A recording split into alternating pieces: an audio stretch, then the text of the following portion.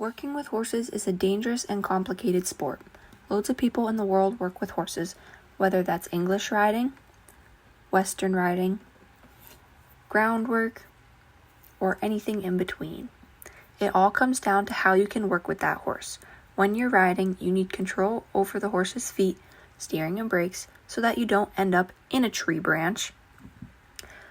You need it in the saddle, but it's just as crucial on the ground. Why is it so important to have control over horses' feet?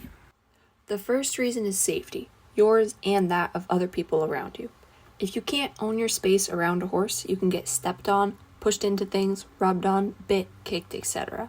Horses jump when they get spooked, and if you have not reinforced your space bubble, you could, for example, get crushed into a wall. If you can own your space, you can work with the horse safely. You should be able to ask for distance between you and the horse at any time, and they should respect that. With consistency, you end up creating a sense of safety for the horse. They look for leaders in a herd and someone to tell them what to do. As you will see in the video of Bonita, she understands that I am in charge and can back her up easily. The second reason is training. Once you have established a relationship with a horse that shows you are in charge, you can start asking the horse to move in different, more specific maneuvers. That can turn into ground patterns, riding, tricks, liberty, as you can see in this video, etc. As you will see in the video of Newman, he knows that I am asking him to back up, then cross his feet sideways around me. He knows that I am in charge, and because of that understanding, we can work together at liberty safely. It's the same thing in the video with Romeo. Now, being in charge doesn't mean that you're a bully. Horses look for a herd leader to guide them.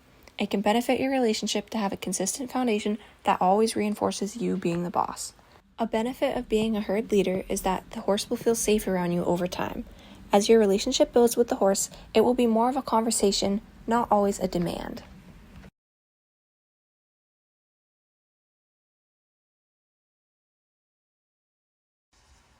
For Violet specifically, she is very stuck in her ways of being on top of humans. She's pushy, and that is a hazard for many reasons. She's not an aggressive horse, but being her size, she can hurt us without that intention. For that reason, I have been working on owning my space around her. I am looking for her to understand and accept that I am the leader in this case. There are many ways to reinforce this. I started with indirect herding her off of grass every time I went to the farm. I did that by simply moving her off a section of grass, waiting a few minutes, and repeating the process.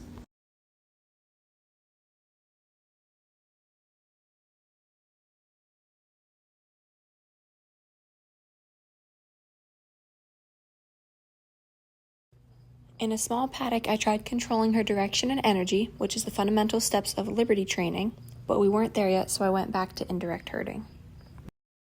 As you can see, I can change her direction pretty easily, but the problem became apparent when she kept coming into my space and I couldn't keep her out. That's why I went back to indirect herding, as you'll see again in the next video.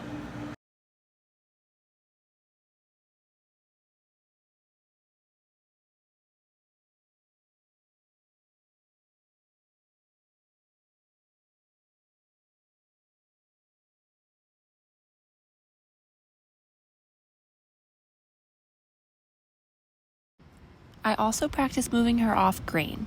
Grain is the highest value food, and the leader in a herd of horses always gets the food.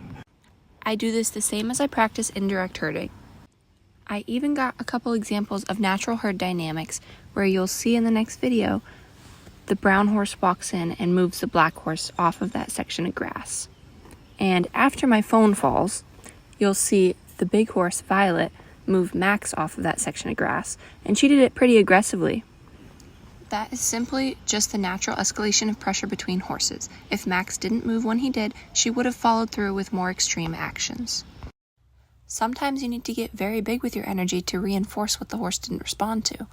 With that being said, you must always try doing less first to give the horse a chance to respond to the subtle cue before you escalate it. Next, we worked on keeping her distance with a halter and lead rope on.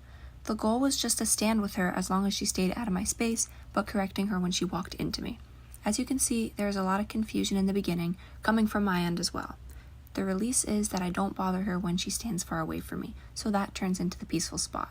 Making myself and my energy big has been a challenge through the 5 years I've been working around horses.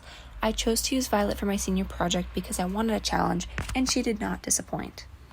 I practiced this lots of times in between the videos, but the next step we will skip to is moving my space and expecting her to stay out of it.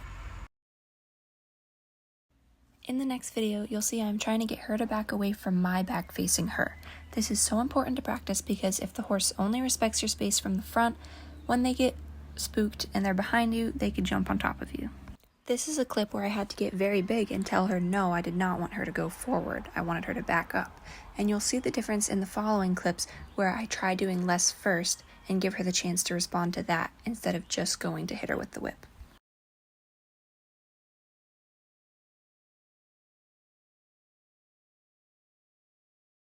This has been taking lots of practice and patience, but little by little there is improvement. This was the first time I didn't have to wave the whip at all, and she stopped far behind me. After consistently practicing all of that, I slowly started to add movement and requesting that she still keeps her distance from me. As you can see in this video, she stopped with a decent amount of feet in between us. Yes, I have had to be very harsh with her while practicing this, more than I would like to be, but at the end of the day, this is how they communicate with each other, minus the whips and ropes. I did not show any of the videos of the equivalent amount of times I go into the paddock and just spend time with her relaxing. The balance in our growing relationship shows as I walked into the paddock and she came up to me. No calling, no treats. The best part of this whole project is that all of the consistent work I've done, there is no magically trained horse. This will be an ongoing project since we are undoing a lifetime of learned behaviors.